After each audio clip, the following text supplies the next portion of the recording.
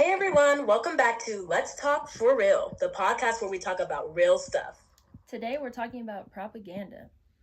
From Rosie the Riveter to Uncle Sam, propaganda comes in all forms and styles. But today we'll only focus on a few: persuasive, misinformation, fear-mongering, and political propaganda. Our guest star is none other than Miley Cyrus. She's a country music phenomenon and a former Disney Channel star. But don't confuse her with the Miley Cyrus, as in Hannah Montana. Right. She played Montana Hannah. Yeah. Being a former Disney star, she knows all about advertising. I feel like Disney Channel is all about bandwagoning propaganda as well as stereotyping.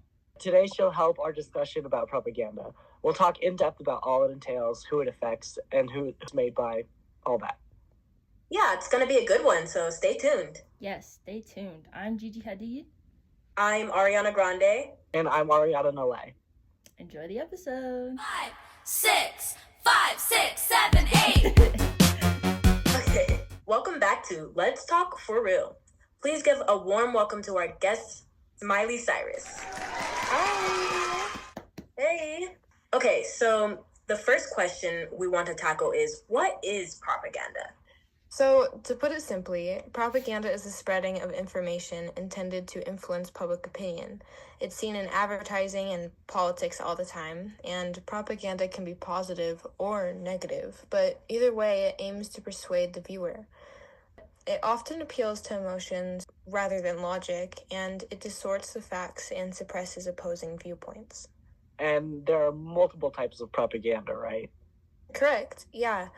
There's many different types, like bandwagon propaganda, name-calling, testimonial, stereotyping, advertisement, persuasive, fear, disinformation. The list goes on, but we'll only be talking about a few today.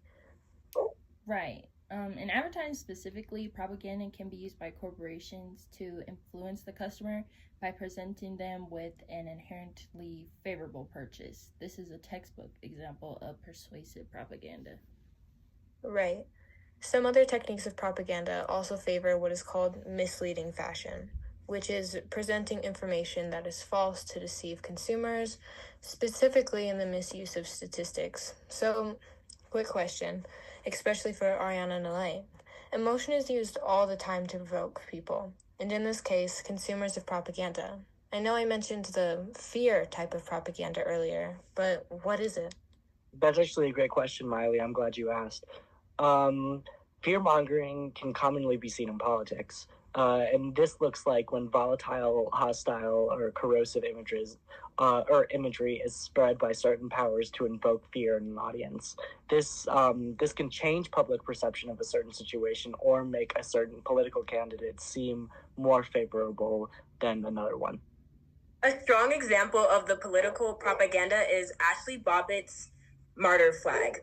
Ashley was a Trump supporter who was killed on January 6, 2021, during the attack on the Capitol.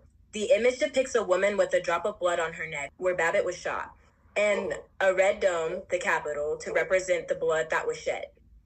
Then there are 4 stars on the side of the dome that represents 4 others that were killed that day. People on the far right would compare Ashley Babbitt's death to that of Black Americans who were killed by police brutality, like George Floyd. They call her the white martyr. They'd use this piece of propaganda to demand justice on behalf of all Americans, but to them that really just means outraged Trump supporters. Speaking of Trump. Boo! Talk about it. For real. He uses propaganda all the time. Let's be honest. Every single year he's done a public scandal. He knows how to use social media like the TikTok ban and Twitter to incite fear. Twitter tweets!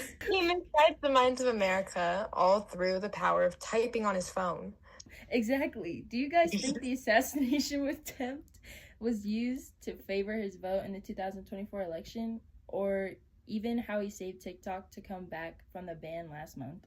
Absolutely. It made people think he was some type of savior. And speaking of social media, let's look at TikTok and spreading misinformation. Last year in 2024, over 50% of the advertisements that were being shown contained inaccurate information about the election. Misinformation of this magnitude has potential to drastically subvert public opinion and take away attention from political issues that require more care. In this episode, we have covered the different types of propaganda, their uses, and their traits. Thank you so much, Miley Cyrus, for coming on today. Of course, thank you for inviting me. It's been so much fun. Of course. And we thank all of you listening out there so much for tuning into this episode of Let's Talk for Real. We hope to see you again soon. G-O-G.